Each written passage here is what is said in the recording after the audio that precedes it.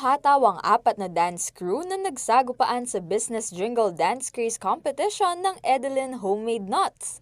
Tampok sa ika-22 anibersaryo ng kilalang Kapampangan brand na patuloy na nagpapasigla sa lokal na industriya ng pagkain at talento. Layunin ng patimpalak na ipakita ang husay ng mga kabataang Kapampangan sa pagsayaw gamit ang business jingle ng kumpanya habang pinalalaganap ang mensahe ng saya at pagkakaisa.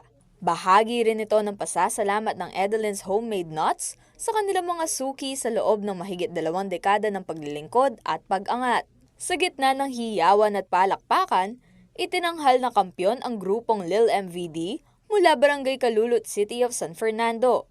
Nakuha naman ng Extreme Limit ang pwestong first runner-up, sinundan ng XLDC bilang second runner-up, at EXO Groove bilang third runner-up.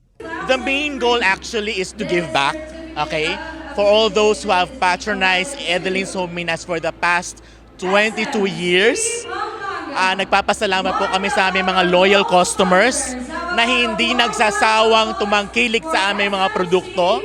This is our way of giving back to the community who has supported us all these years. Binalikan din ni Jasper Brian Cañero, Chief Financial Officer at Treasurer ng Edelin's Homemade Nuts, ang pinagmulan ng kanilang tagumpay. We started in 2003, as in talagang walang-wala kami. Ni puhunan wala. As in talagang mangungutang lang kami sa mga relatives, sa mga friends. At dahil meron nagtiwala, nagkaroon kami ng puhunan. Okay? Dahil sa aming tiyaga, sa aming kasipagan, we were able to get market. No? Nagkaroon kami ng mga kliyente, ng mga customers. At mahalaga yun sa isang negosyo. Dapat tumututok ka sa isang negosyo. Dahil kung hindi ka hands-on, mapapabayaan mo yan at bigla na lang niya mawawala. Para naman sa President at CEO ng kumpanya na si Edelin Cañero, ang kanilang hangarin ay higit pa sa pagnenegosyo. Ang main goal po ng aming company ay to generate employment in the province of Pampanga para makatulong po kami sa mga walang trabaho.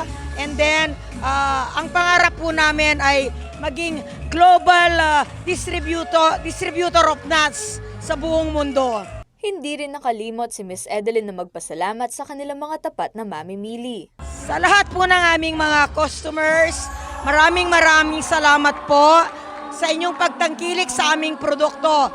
Nang dahil po sa inyo, aming mga customers, naging successful po ang aming business. Nakatakda rin na nila buksan ng kumpanya ang franchise opportunities para sa mga nais makibahagi sa tagumpay ng kanilang negosyo. We're gonna open our business to aspiring entrepreneurs via franchise. So magkakaroon kami ng mga affordable franchise packages next year. So kung ikaw ay sawa na sa corporate life at gusto magnegosyo, pwede po kayong makiride sa success ng Edelin's Homemade Nuts. Magbibigay po kami ng announcement tungkol po doon.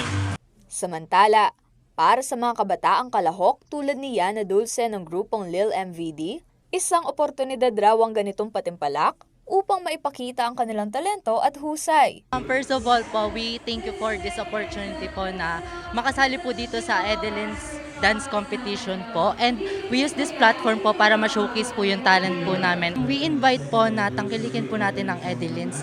And masasabi ko po na hindi po ito, hindi po kayo magsisisi and bumili na po kayo sa mga tinda po nila. Sa aming mga kabalen at ang mga kapwa natin, mga Pilipino, even yung mga balikbayan po natin, huwag niyo pong kakalimutan na bumili ng Edelin's Homemade Nuts, the global Filipino pasalubong that you can trust. Kasama si Isel Fernando, Arlene Salonga, CLTV 36 News.